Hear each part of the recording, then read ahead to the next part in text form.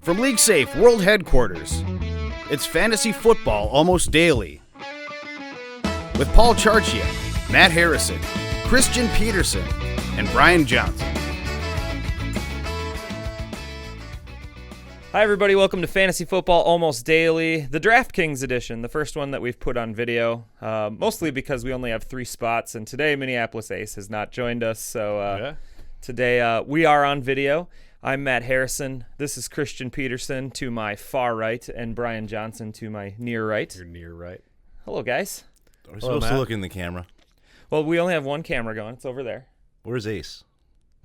I don't know. My sweet Ace. He's not here. Oh, my sweet. Not in this room. We know that for sure. So today we're just going to go over the DraftKings stuff. But before I go into that, I want to remind everybody to tell a friend about the Fantasy Football Almost Daily podcast. Tell people about it. We want this podcast to get a little bit more notoriety. With that, go rate and review it on iTunes. If you have friends playing DraftKings, though, have them watch this podcast on YouTube. Have them listen to this podcast. We think that we do a great job of kind of setting up a lot of different angles for DraftKings. We have somebody told us a week or two ago that they listened to this podcast 4 times. So we thought that was great. We thank everybody for being a part of this. And if you can rate and review on iTunes, we would love that. If you tell a friend, that's even better. And then also, if you are new to DraftKings and you want to try it, use the promo code LeagueSafe and you will get a ticket to a free contest. I still believe they're giving away $3 contests. Yeah, and this week we are going to we're working literally right now on trying to get up a LeagueSafe-exclusive contest like we did many times last year. So look for details on that. It's possible that I may receive the details via email during the course of this podcast, in which case we'll relay everything. Yeah. If not, check out LeagueSafe Post. Check out our Twitter feeds for links to the LeagueSafe exclusive. And the nice part about our LeagueSafe ones is there's no rake. DraftKings doesn't take a penny out of it. So all the money that goes in entry fees comes out to the winners. It's going to be a $3 contest. So use that LeagueSafe promo code and you'll get a ticket to a $3 contest. And you can use that for the LeagueSafe one if you want. Yeah, and then you can play against a whole bunch of friends of ours and sharks like Brian and Ace and all that stuff and see if you can beat them. So let's dive into the matchups. Let's start with Arizona and Buffalo. Arizona, their first away game of the season, heading out to Buffalo. I think it's possible that Rex Ryan gets fired after this game. What do you think? I don't know. Whether he should or not, I think is a different conversation. Yeah. I doubt if he will after this game. Maybe he should be. But I don't know. On the Buffalo side, there's not a whole lot to like here. I think you have to be off Tyrod Taylor because Sammy Watkins is going to be injured and either gimpy during the game or maybe not even playing. I think it's pretty safe to say he's going to be gimpy or not playing for the next couple of months. Yeah, maybe for the whole season. Yeah. And against Patrick Peterson and this Cardinals secondary, you're not going to get random 84-yard completions to Marquise Goodwin like they got last week that salvaged Taylor's day. So I'm out on him. McCoy, I guess you could argue just because of the volume. Yeah, he's a contrarian play that I'll have a little bit of exposure to. You're going to expose yourself to 20 McCoy. touches a game. Yeah, that joke's getting a little old. I'm going to click on him. Wow. Weird. Yeah, Sorry. I mean, McCoy's getting like 90% of the snaps. There is nobody else there, so he's going to get all the looks. Arizona's run defense is very good, 3.7 yards per carry. So I think the only reason you're doing this is if you're trying to be contrarian. There's not a ton of upside here on the Buffalo side of the ball. The Arizona side, however, there looks like there could be some upside because Buffalo's defense has not been good throughout the first 2 weeks. Yeah, well, that's true. We just saw what happened last Thursday night when Fitzpatrick picked them apart. Brandon Marshall and Eric Decker both had huge games. Matt Forte scored 3 touchdowns against them. So I think, frankly, almost all of the Cardinals are in play here. David Johnson is bound to get a touchdown at some point. They're going to stop throwing to Larry Fitzgerald from the 1-yard line at some point, and maybe it's this week. So the yards, the receptions, and the receiving yards and the rushing yards. Everything's there for Johnson so far, except for the touchdown. So this could be his breakout game against a Bills defense that just let Matt Forte score 3 times. Yeah, I like the Palmer, David Johnson, and then you go Fitz or Floyd stack. I wouldn't go four-man Voltron style with this one, but I don't think so either. I do like the 3-man with Palmer, Johnson, and pick your wide receiver. Fitzgerald will be chalky this week. He will, but the matchup is great. Just like the first couple of weeks, he's got a matchup with a slot corner, Nickel Roby, like the 5-cent piece. Yeah, there's 2 L's at the end though, so I don't know. Nickel Roby. Maybe you roll the L. He is 5'7".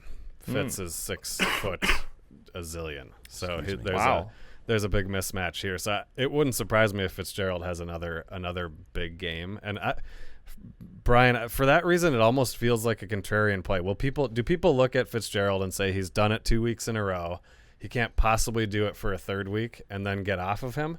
Or do you think people are more likely to really flock to him just because he's so good? He must do it again. Yeah, that's what's your the price isn't too high either not, at 6,900, so it's not outlandish. That's my initial gut. I'm like, okay, he's got to have a week off, but for that reason, you're like, well, I'm thinking that he probably won't, so I'm gonna play him. And maybe everybody's thinking that. Maybe everybody's like, like I said, he can't do it for a third week in a row. So maybe that's actually the contrarian angle, is to say no, he's gonna keep doing it. It happened last year with. This similar thing happened with Devonta Freeman, where he had one huge game and nobody believed it. He had a second huge game, and then at that point, I think everybody was like, okay, well, he's had 2, he's bound for a letdown. And then he had like a third one. Like, people just weren't jumping on. Are we developing a Fitzgerald theory? Yeah, maybe. They not bounce back. The guy who's just going to keep doing it, but you don't believe it's going to happen. But nobody believes it. Yeah, I would call it the Freeman theory based on last year. Okay, yeah. So that's, for me, that's interesting. I'll have a little bit of Fitz this week for that reason, because I think the matchup is great, just like it has been the last couple of weeks. The danger again is that David Johnson actually gets these looks inside the 5 instead of Fitzgerald, who has his 3 touchdowns have come from, I think, 1 yard, 3 yard, and 6 yards or something. Yeah, he's at 6,900.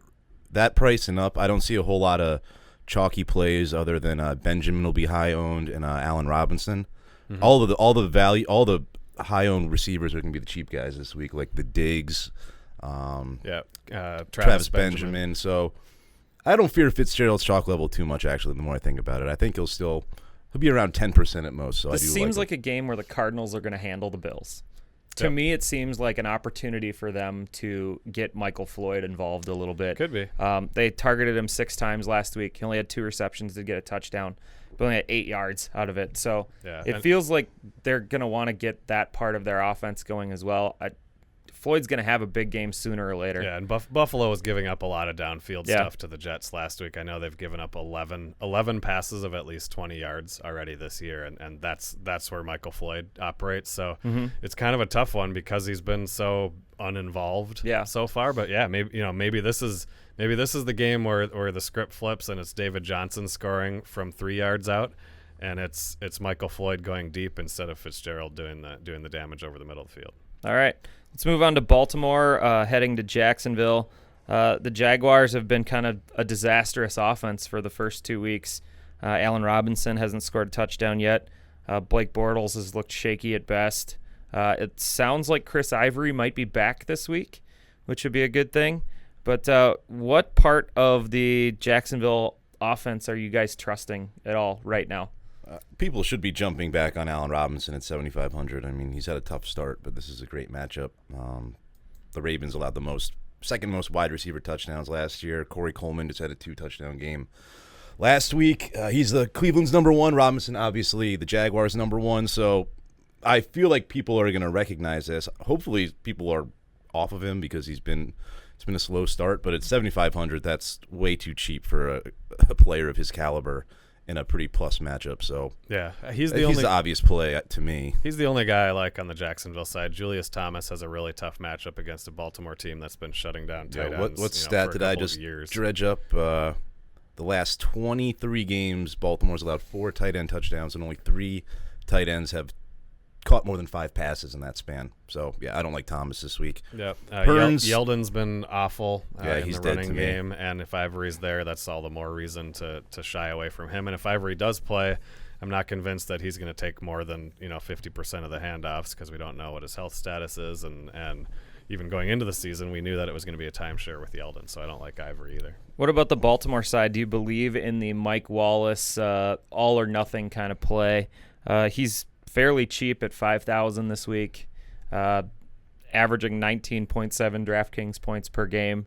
Is that something that you're going to invest in a little bit, or is this one of those ones where you're like, okay, it's got to stop eventually, and the script has to flip to Steve Smith soon? Well, that's the boat I'm in, is that I hope a lot of other people see that he has 3 touchdowns in 2 games and jump in on him, because I'm not buying it.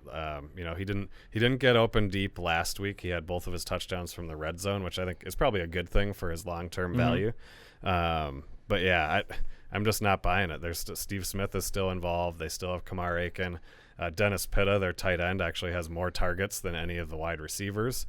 So I actually like Pitta quite a bit this week. I think he's 3,400 on DraftKings. He's one of the tight ends that I'm looking at here. But no, I don't know, Brian. Maybe you feel differently, but I'm off Mike Wallace. I think the role comes to an end here. I still think he's a good GPP play. I mean, Jacksonville's allowed 5 wide receiver touchdowns so far, and this is a good fit for Mike Wallace, the Ravens. The Vikings was obviously an awful fit. The Dolphins weren't much better, even though he managed to score 10 touchdowns. So I'm not loving the Wallace play. I think people will probably gravitate to him a little bit at 5K.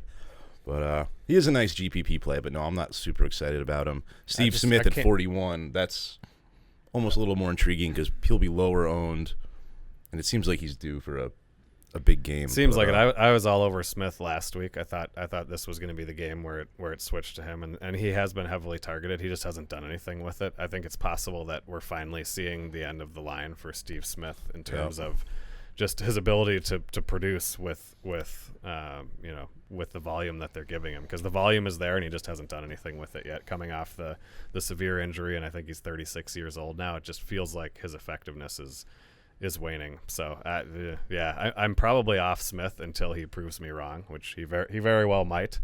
But for now, Pitta is really the only guy that I love in this matchup. Yeah. And just back to Bortles. Real quick, I do like Bortles at 6,500. Going back to Jacksonville, he's a good guy to pair with Robinson, or just go naked Bortles there.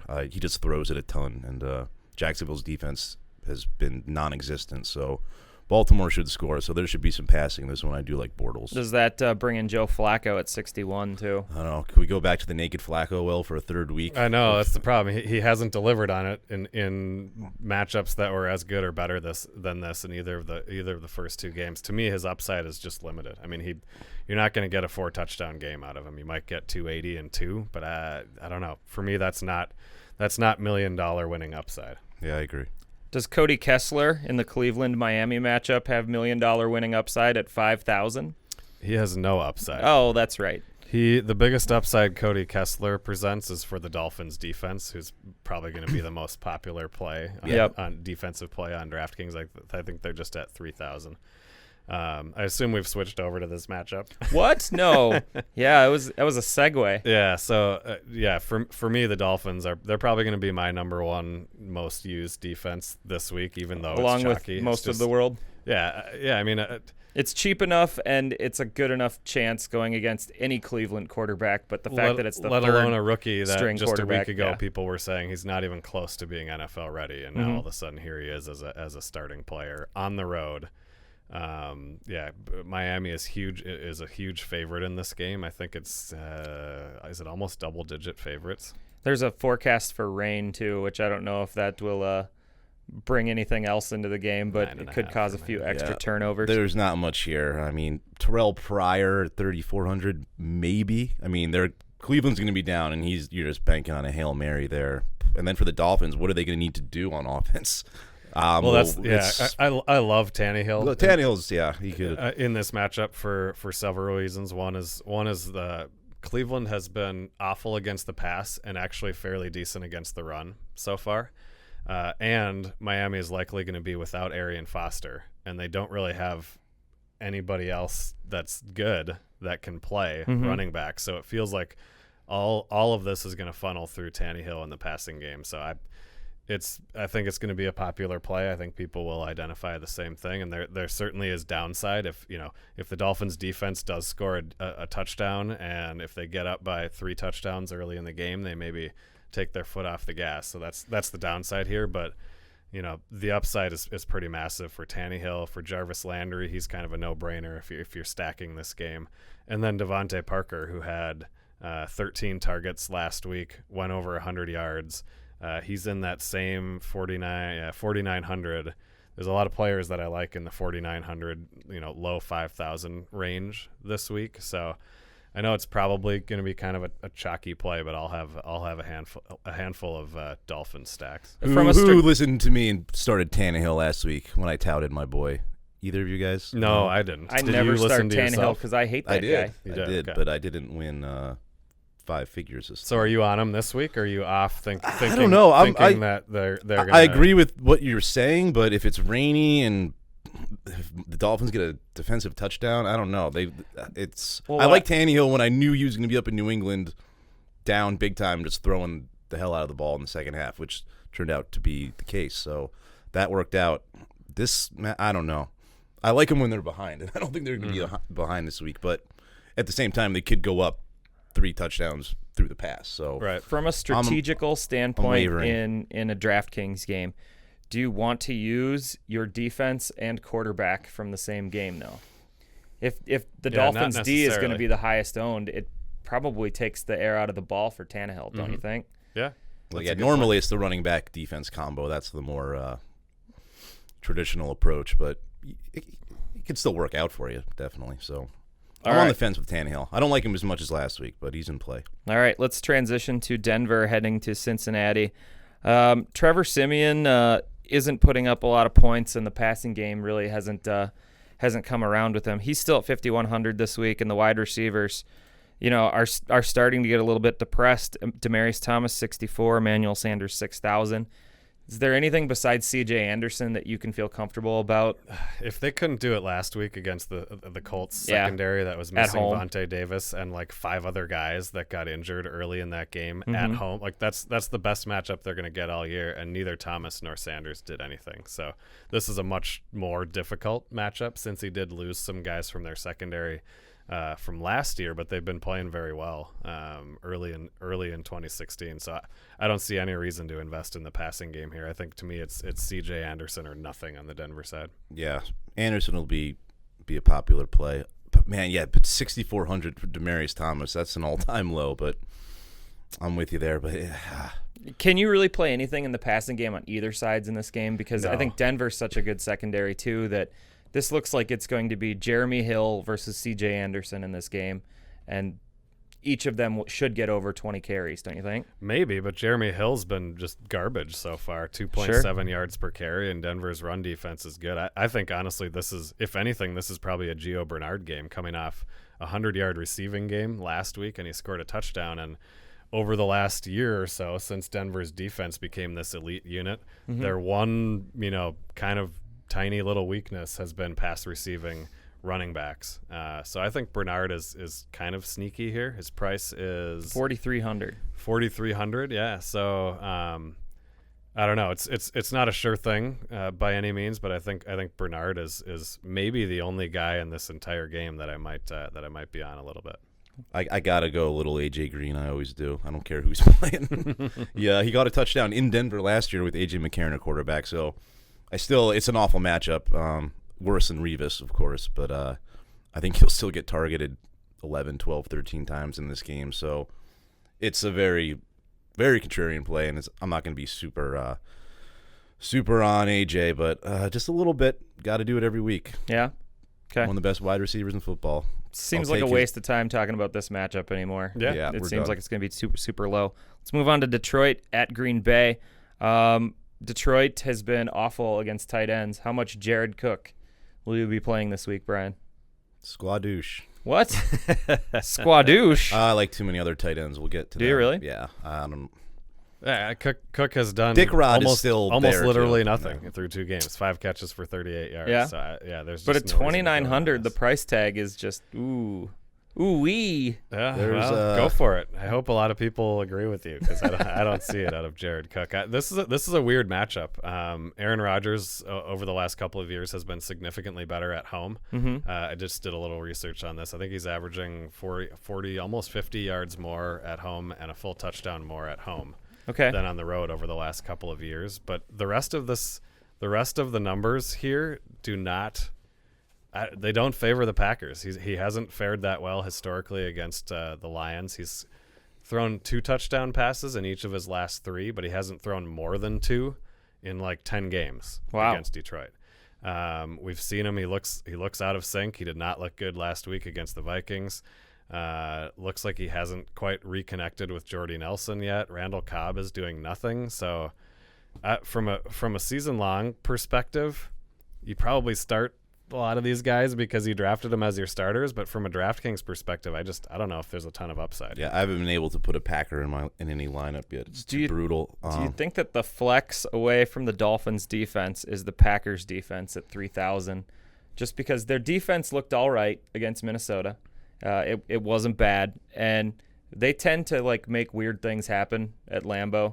Defensive touchdown here or there. It feels like one of those games where they weren't embarrassed in Minnesota, but they were favored to win, and they went in and kind of got handled offensively. It would seem that this team's gonna get up for their home opener and really come up with some big plays. It's very possible. Stafford is. I think we had this stat last week. I don't have the full stat in my brain right now, but I think since the middle of last year, he's thrown only like 5 interceptions. So really? He's taken since the Cooter era began. Yeah, I think that's what it gets back like to. 2, unless he had a couple last week I don't know about, but he's been pretty money. So yeah, the Lions are definitely way more bankable, it seems, than the Packers this week. So who on the Lions side do you like? I like Marvin Jones here.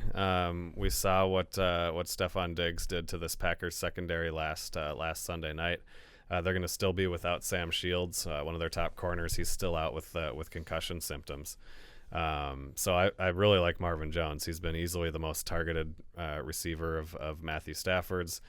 Leads the team in receptions and yards. Has not found the end zone yet. I think maybe that changes a little bit this week. So I like Marvin Jones. He's at 6,200. He's kind of getting up there. The price is creeping up there. So I think the hope here is that the price increase is enough for people to be like, all right, I liked Marvin Jones when he was 4,500, but it's Marvin Jones. I'm not going to pay 6,200 for him. So I think that's maybe even a little bit of a contrarian angle here.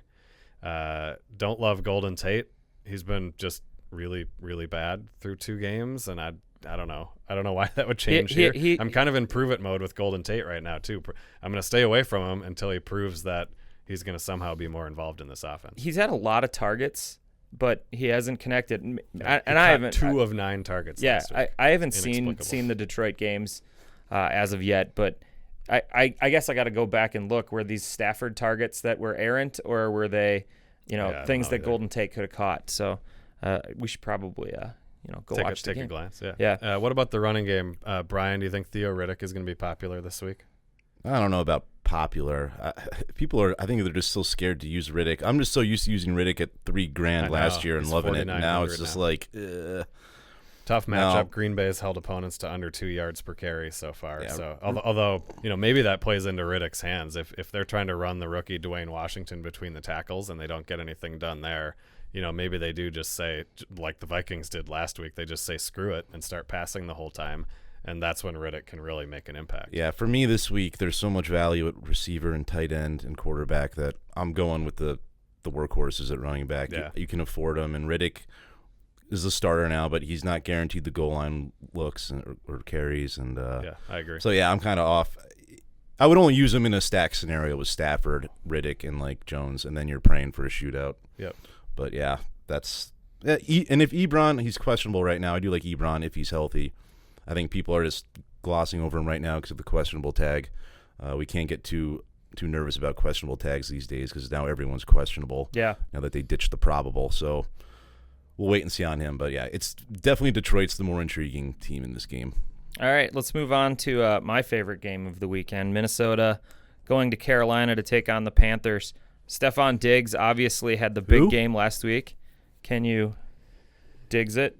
I can dig it. Yeah, I mean I think that's really the question in this whole game from a DraftKings perspective is how highly owned will Stephon Diggs be? The At same 5,100. price at 5,100 because the pricing came out before that Sunday night game. And no matter how highly owned he is, can you afford not to have him in your lineup? He's just been so good. So we referenced the Fantasy Aces ownership percentages that come out on Thursday. And these have been pretty – someone tweeted out how they've been very comparable to DraftKings percentages, like shockingly comparable, even though you start 2 quarterbacks on this site. But Diggs came in at 5%, which was shocking to me. But he was People still believe in the Panthers' defense, obviously. I'm guessing his price is a little more correct on this site. Because he's more expensive than Jordan Matthews, Larry Fitzgerald. So that's why the price went up on Fantasy. And the Millionaire Maker, he's got to be at 25% at least, I would think. Yeah, but it's probably justified. I think it is. I mean, without, I think people see the Panthers and they think, well, last year their pass defense was elite, and of course that's when they had Josh Norman, and they don't have Josh Norman anymore. Yep. So I'm not worried about that defense at all. I like Bradford at 5,300. I'm stacking Bradford, Diggs, and Rudolph. It's a good matchup for Rudolph. Vance McDonald went untouched on this. They're losing tight ends in coverage, Carolina, so far. Virgil Green should have scored in week 1.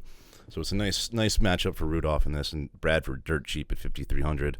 And they're going to be throwing the ball. Yeah, they're not going to be running against Carolina. They're not going to be trying to pound Jerick McKinnon between the tackles or Matt Asiata. So I kind of like the angle, especially just the money you can save with getting Bradford and his top receiver for a combined just over $10,000.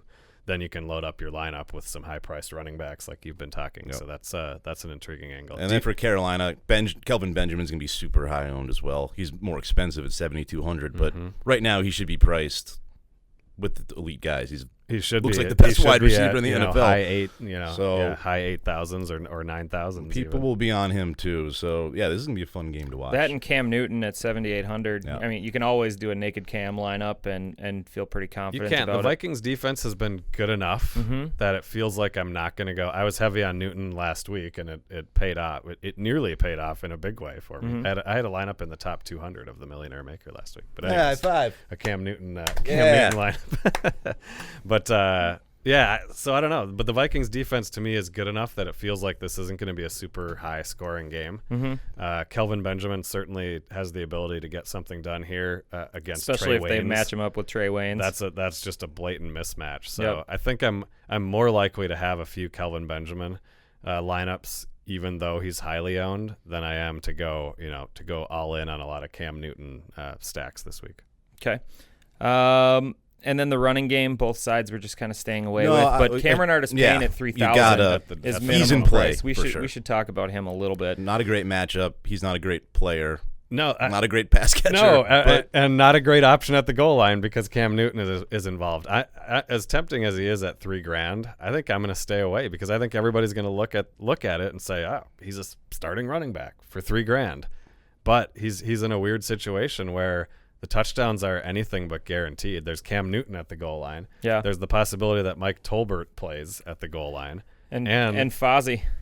Well, and Fozzie will be involved in the passing game, right? So Cameron Artis-Payne might get 10 or 12 touches in this game, running between the tackles against a Vikings defense that's allowing 2.5 yards per carry. Yeah. So $3,000 is intriguing. And Carolina hasn't been able to get their running game going with their offensive line either, even when Jonathan Stewart was healthy. So there's that. Let's move on to Oakland and Tennessee. Oakland giving up all the points to all the quarterbacks. Marcus Mariota, only 5,900. You going to be putting a little Mariota in your lineup this week? Yeah, I don't know if you have a choice. He's going to be the most popular guy that people are gonna put stacks in here just because of how bad Oakland's pass defense has been and how cheap he is. Second highest owned on Fantasy Aces behind Phillip Rivers. So people are going to be all over Mariota in this one. Yeah, but I mean he's a great play against this defense. Tajay Sharp is a very good cheap wide receiver play. He's at 4,700. So I think he's in the mix as clearly their number one wide receiver going against an Oakland secondary that hasn't been able to stop anybody. Delaney Walker is, I think, pretty obviously in play, whether you're stacking or not. Oakland's defense is not good against tight ends, and Walker has been very active so far.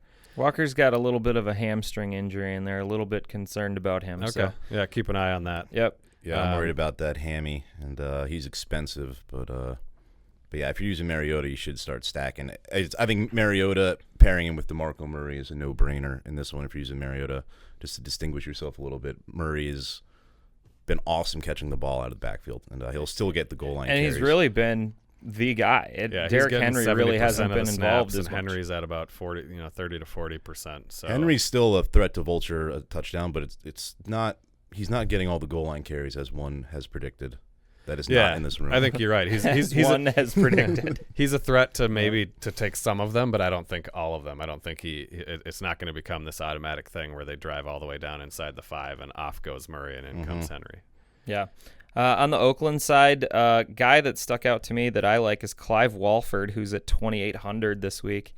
I thought Kyle Rudolph in the Vikings-Titans game got loose for a few with Sean Hill, but obviously that was Sean Hill at the quarterback. And Jacob Tamme, I think, had a pretty decent game last week. So Clive Walford's kind of interesting for me at a super low price. Yeah, you're preaching to the choir with me with Clive. I like him a lot, too. You're a Clive turkey as well? I invented the Clive turkey. But, yeah, Walford's a solid play, one of the many solid tight end plays this week. Just put that anywhere, CP. Cut. Amari Cooper, 7,700. He's going to be another incredibly popular play. This is all about the passing game. You're not playing Latavius Murray in this one, I don't think. He's not getting enough touches to begin with. I just think that this is a tough matchup. The snap split is too rough on Latavius Murray right now. He's looked good, but something we brought up in one of the earlier podcasts this week, they keep flexing in the other guys, and maybe it's they want to keep the running backs fresh, or maybe they don't trust Latavius Murray, but he's looked good when he's had the ball, but he's just not getting the ball enough. Nope. So, yeah, I like Carr, Cooper, obviously in play, like I said, 7,700. What's Crabtree at?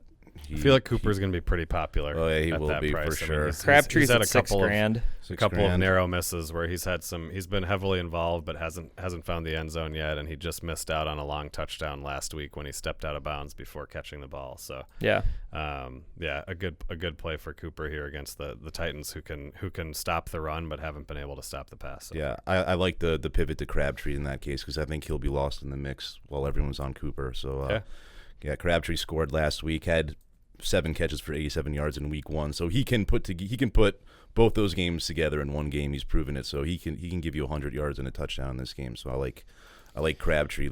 He'll be low owned. All right, let's flex over to the Washington Giants game. Brian, you're the official New York Giants desk. Odell Beckham versus Josh Norman, first of this year, but really volume 2 in their hated rivalry. Yeah, right? what did Beckham have last year? Like 75 yards and a touchdown. And he dropped a 60-yard touchdown where he had Norman beat by about 10 yards. That was like the first quarter. That was heartbreaking because I remember I went heavy on Beckham that game, and I think I will in this game. He was 2% owned in Fantasy Aces, which was shocking to me. And I think not shocking to me. I still don't know for certain that Norman is going to even attempt to shadow him. Because early in the week, there was a report that came out that said, "Yep, we're gonna shadow Odell Beckham," and then they told Josh Norman later that same day was like, "Oh, well, that's news to me. I didn't get the memo." Yeah, and they said on the outside too. Beckham has run out of the slot this year. I think over 20% of his routes, so he can, if they want to get him away from Norman, they can do that. But I fear that they get in a fight and he gets ejected more than Josh Norman covering him, to be honest with you. Yeah. I mean, this is where he's not cheap by any means, but this is where no one owns him. The 2% ownership, is that blowback from last week? And the Giants and Saints game being a complete disappointment points-wise? Absolutely. And people, they saw this Norman's going to shadow him report too, probably, and, Well, so is this a bulging Decker theory on this one? All of this kind of, the off the field stuff and the rivalry stuff, that can really play in Beckham's favor too, right? Yeah. It can go a couple of different ways. One is they get in a fight and one or both of them gets kicked out. That's worst case. The other is Beckham just comes out and says, "All right, screw this. I'll show you everybody. I'm gonna just kick the crap out of this guy." I hope puts so. Up a huge, he definitely could. He did it. Well, he didn't literally kick the crap out of him, and it was.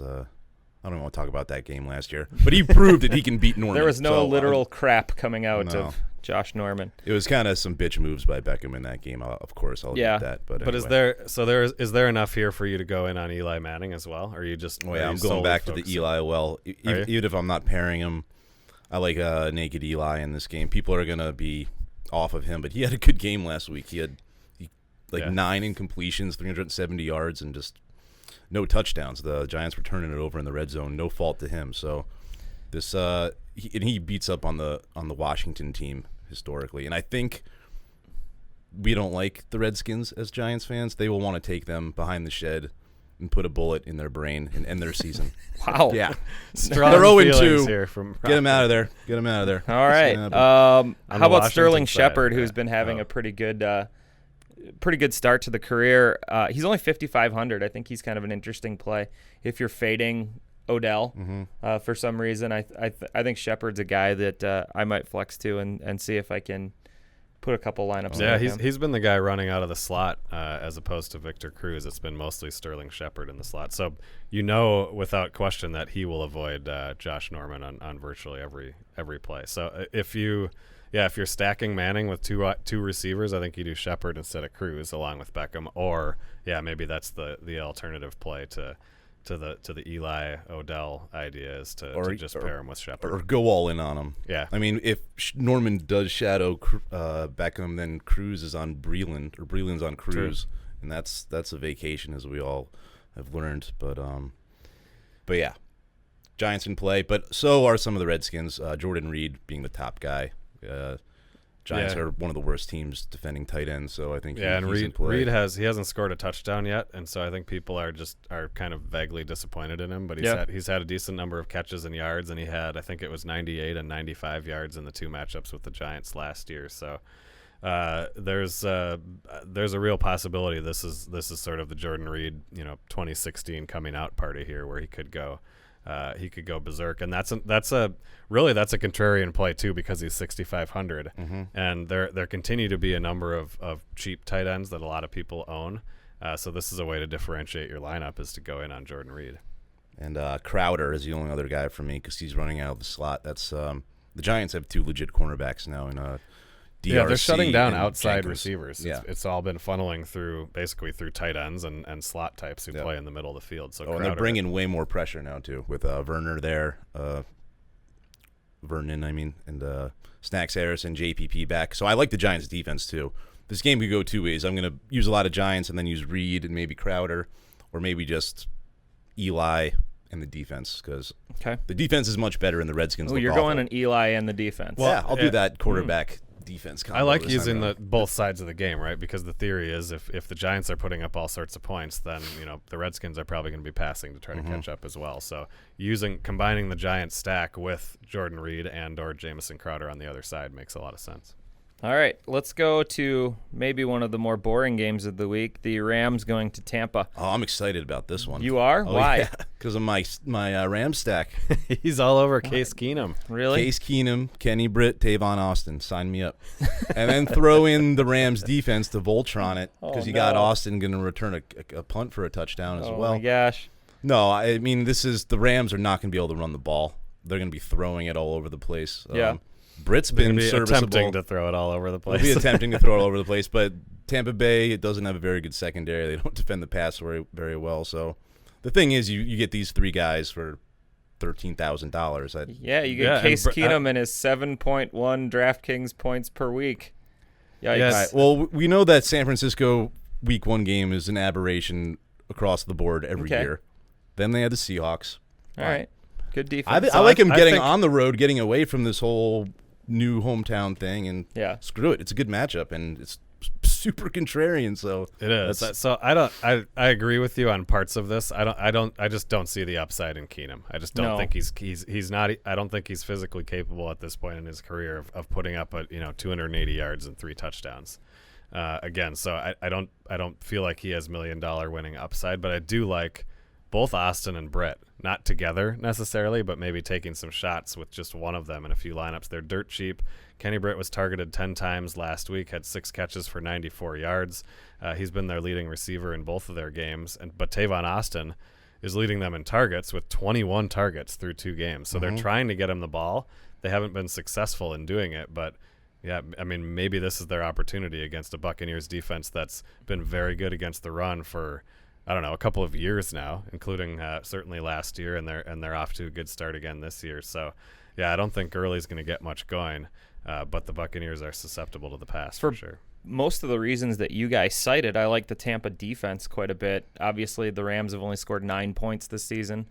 Todd Gurley, as the only offense in LA, will really have a tough time matchup-wise against the Tampa defense. That means they're going to force Case Keenum to throw, and maybe there's, one of those weird off interceptions that's returned for a touchdown kind of a thing. I can certainly see playing. So I think the Tampa defense at 3,100 is a pretty sweet play this week. Yeah, I mean, just I could see this game going awfully for the Rams as well. I'm not like saying I'm going all in on this. No, stack. you already told us you're going all in. All in. I don't think that's true. Yeah. So on the Tampa side, I think we can agree there's one player and one player only that we like, and that's Mike Evans.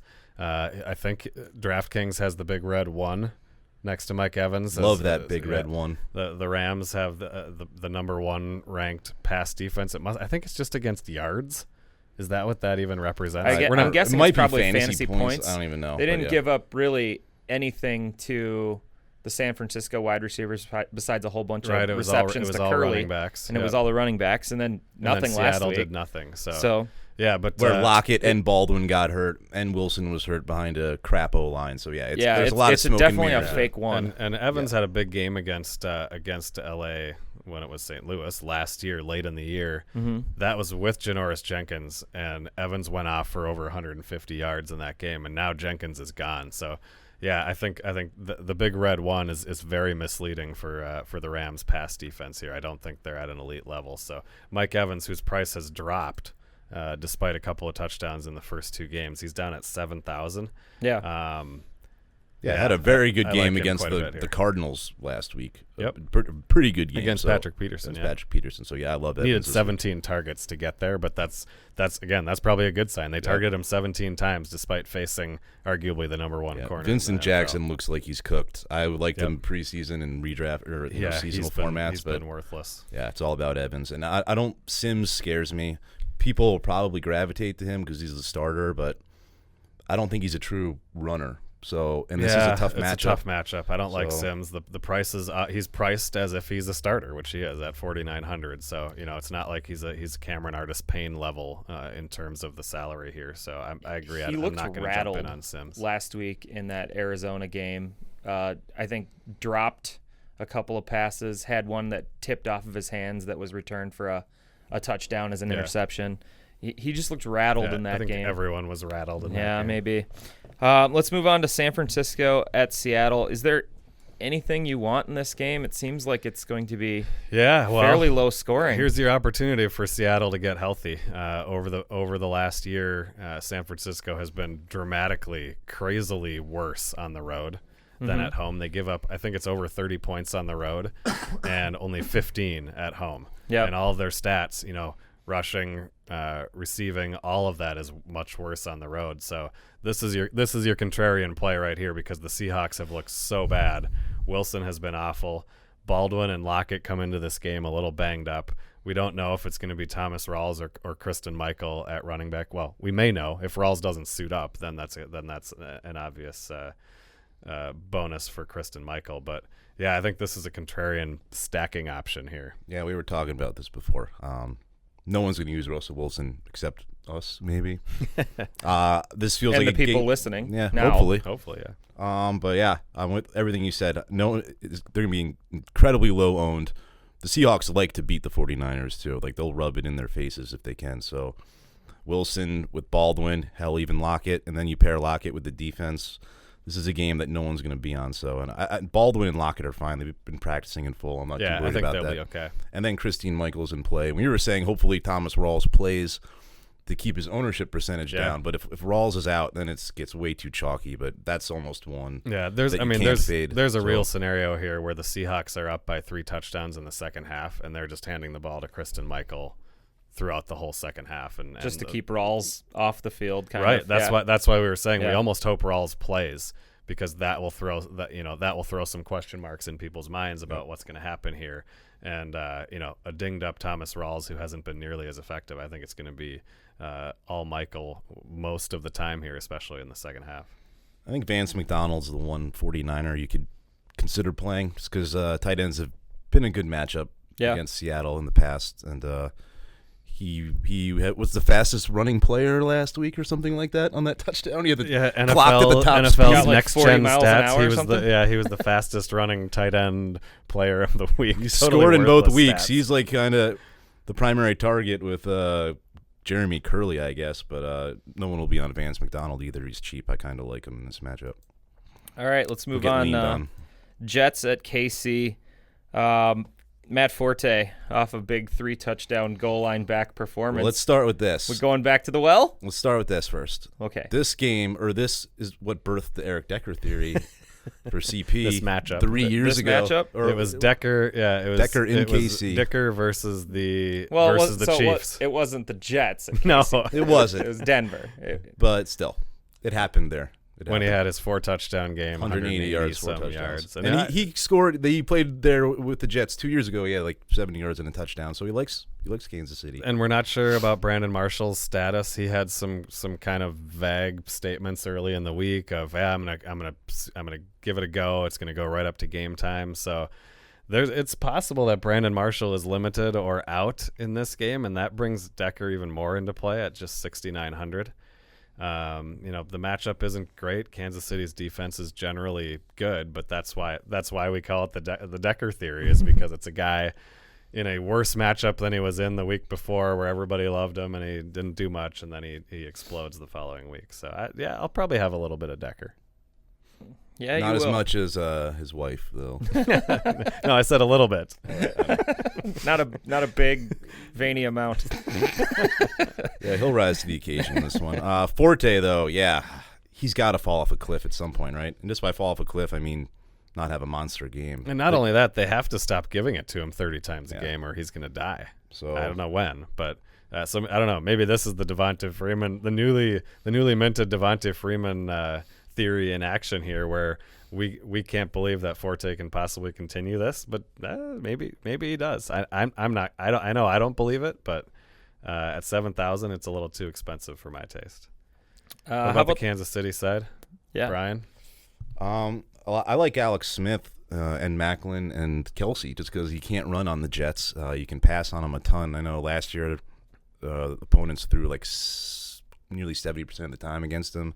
It's kind of going that way this year. So Alex Smith is sneaky. He can always run a touchdown, and I'm off the running game entirely for the Chiefs. But and Macklin's got the Revis. People are not convinced fully that. Yeah, I think people still see Revis and they shy away, and it's just not the case anymore. AJ Green 180 yards against Revis in week 1.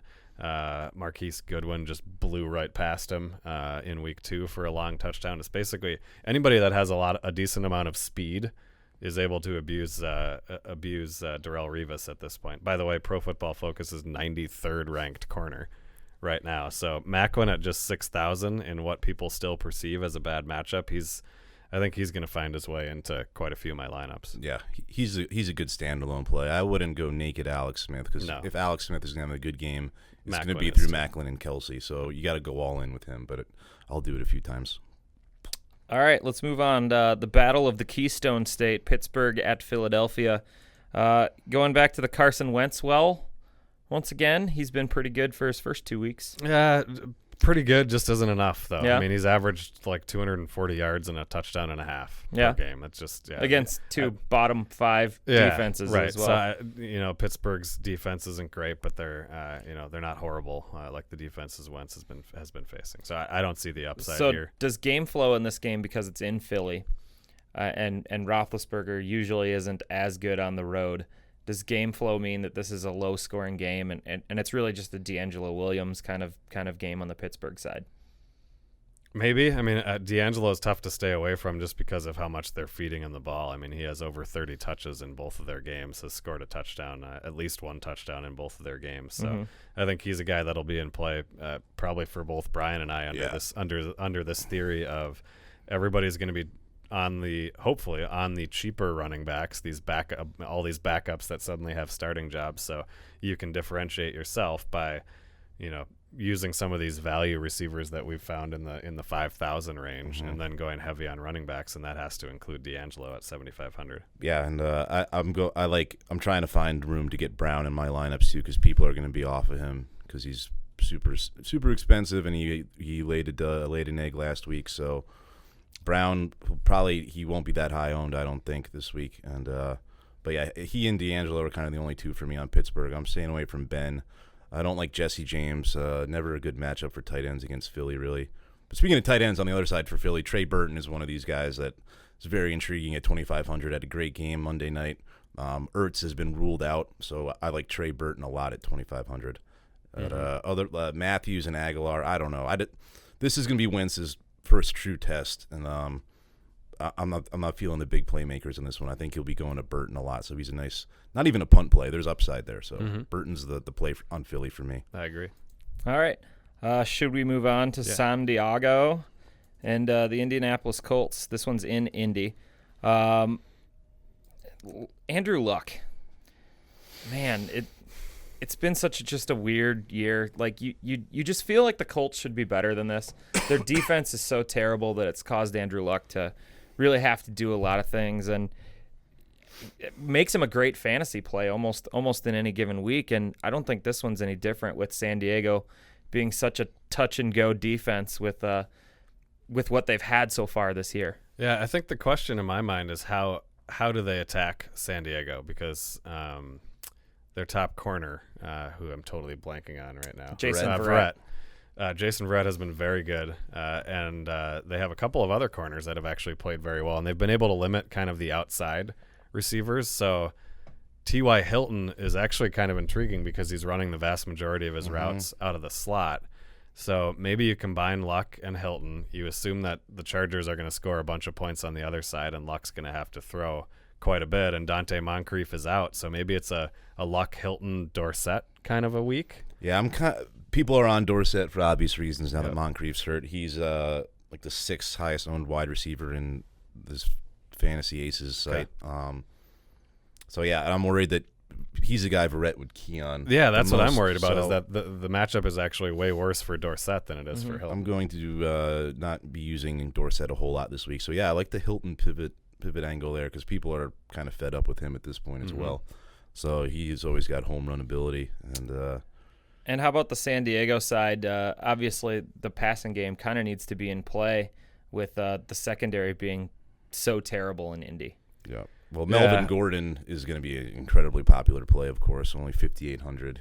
He could be the highest owned running back this week. Travis Benjamin. I think the Rivers Benjamin, stack angle is going to be pretty popular as well, just because Indy's defense is so banged up, and Travis Benjamin has been great. He scored 2 touchdowns last week, has yet to drop a pass. He's caught all 13 of the targets that have been sent his way. So he's clearly the number one receiver here. So I don't know. There's a lot of things to like about this matchup from the San Diego perspective, with the possible exception that everybody's going to see the same thing, and they're going to be on him. Keep your eye on Antonio Gates too. If he's hurt, Henry Hunter steps in as the starter. He's 2,500 too. I think it's Hunter Henry. Hunter Henry, yeah, whatever. I haven't eaten anything today. He has a last name for a first name and a first name for a last name. What about that? God, it's confusing. But anyway. But yeah, if Gates is out, I love Henry and Burton in the same lineup with my Ram stack. The double tight end with your Ram stack. You're going to leave Jesus. You're going to leave $3,000 on the table. Let's do it. Let's. Bold. It's a bold strategy, Cotton. See how this one pays off. Final game is the Sunday nighter. Obviously, the game of the week is the Chicago Bears and the Dallas Cowboys. Yeah. Woohoo!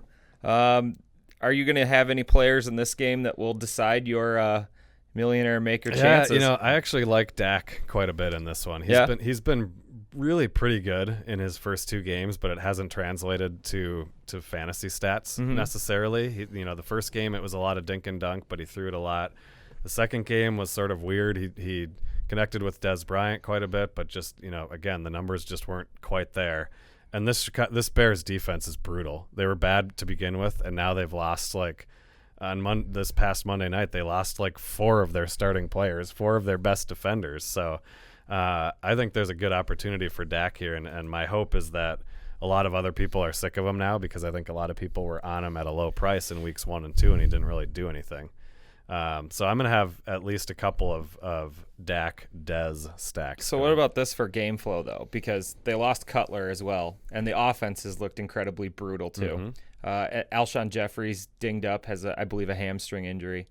The Bears might not score any points in this game. Dallas might just be able to hand the ball to Alfred Morris all day, keep everybody fresh, and win the game 17-0. Yeah, that's a possibility. They're sure going to hand it off quite a bit to, Elliott's going to be in play. Obviously, there are now even more concerns about his conditioning and about his sort of dedication to football. That it sounds like he's kind of living the high life right now as an NFL star, and they don't love that, and it's part of the reason why Alfred Morris is starting to get some more carries. So I don't know. Here's the deal. Chicago, their secondary has been decimated, and then they had a strong front 7 to start the season.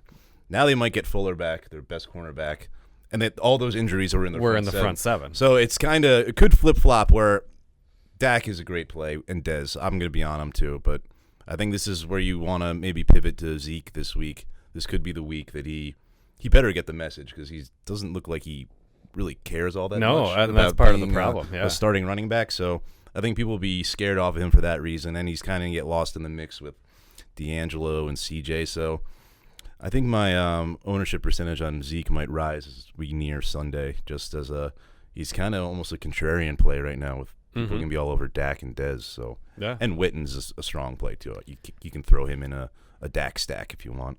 So do you like anybody on the Chicago side? I know you like Jordan Howard, just generally speaking. Yeah, not this season-long week. guy, Yeah, but season-long guy. Not this week.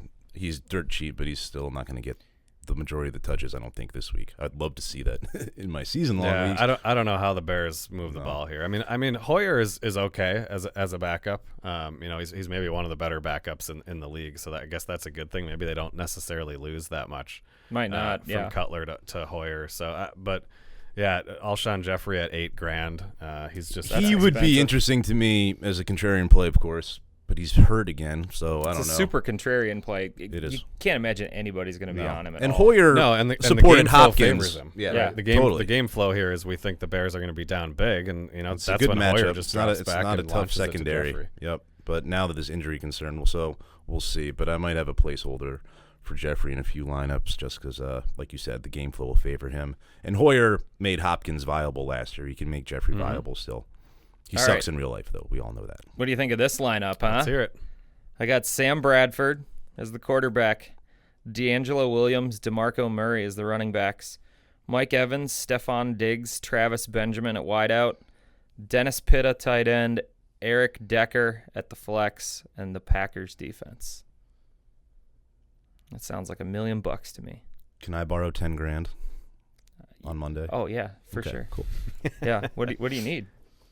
I just need $10,000. Oh. All right, the LeagueSafe-exclusive I need a lot. I just bought a house. Week 3 contest is now up. Ooh. So we'll have a link. We'll tweet it out. We'll put it in the article. We'll try to get it on the YouTube. It'll be on the YouTube video, at least in the links below. It'll be on the article. It'll be tweeted. Yeah. So it's a $3 entry. 500 people in this thing, with a first place prize of $120. So it's small, but it's only a $3 entry. A good way to potentially boost your DraftKings bankroll here early. And how many entries did you say there were? 500. 500? How many per person? 5. Multi-entry. You can enter as many as 5. So I'll probably be in for 5. There you go. Sounds like fun. And you'll get a shout out on next week's podcast if you win. Yeah, we will definitely shout at you if you beat us this week. You'll get mad chicks. No. Come on. Okay, yes, you will get mad chicks. Let's go eat lunch. Play the contest. Remember, if you want to play the contest for free, go to DraftKings.com, enter LeagueSafe in the promo code section, and we'll get that one for free. And once again, rate and review our podcast. Tell a friend about us. We really appreciate it. So thank you guys all for listening and or watching. For Christian and Brian, this is Matt. We'll see you again next week.